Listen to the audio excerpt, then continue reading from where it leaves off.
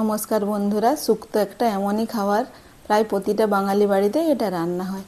আমি কিভাবে রান্না করি চলুন আজ আপনাদের দেখাই। এইভাবে রান্না করলে কিন্তু একদম নেমন্তন্ন বাড়ির মতনই টেস্ট লাগবে খেতে। তো প্রথমে ওভেনে একটা কড়াই বসিয়ে তার মধ্যে দিয়ে দিচ্ছি 1 চামচ মেথি আর 1 চামচ গোটা জিরে। এগুলো একটু রোস্ট করে নিয়ে আমি একটু ঠান্ডা করে গুঁড়ো করে নিচ্ছি।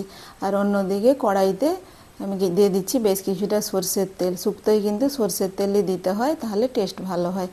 এরপর দিয়ে দিচ্ছি একটা শুকনো লঙ্কা আর 5 ফোড়ন।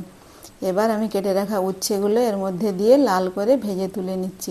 এতগুলো উচ্ছে কিন্তু আমি দেবো না, কিছুটা দেবো আর কিছুটা ভাজা রেখে দেবো। আর ওই তেলের মধ্যেই আমি দিয়ে দিচ্ছি কেটে রাখা বেগুন আর স্বাদ মতো লবণ। এবার বেগুনগুলো নেড়ে চেড়ে লাল করে ভেজে তুলে নিচ্ছি।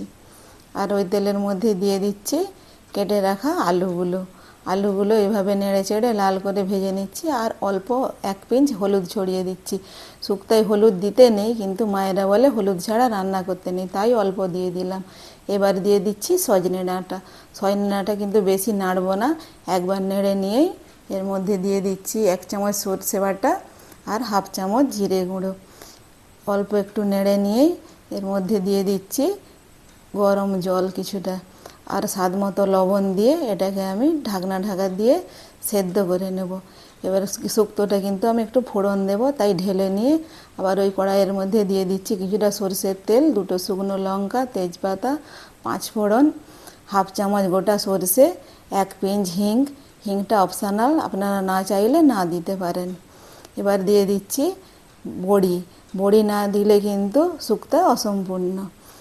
এবার বড়িগুলো অল্প একটু নেড়ে নিয়ে শুক্তোটা ওর মধ্যে ঢেলে দিচ্ছি আর উপর থেকে ভেজে রাখা বেগুনগুলোও ছড়িয়ে দিচ্ছি আর দিয়ে দিচ্ছি 1 কাপ কাঁচা দুধ।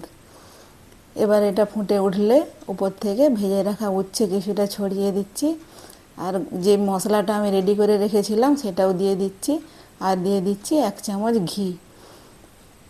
এবার এটাকে একটা পাত্রে ঢেলে নিয়ে কিছুটা কসুরি মেথি নিয়ে হাতে করে এইভাবে একটু ডলে এর মধ্যে ছড়িয়ে দিচ্ছি।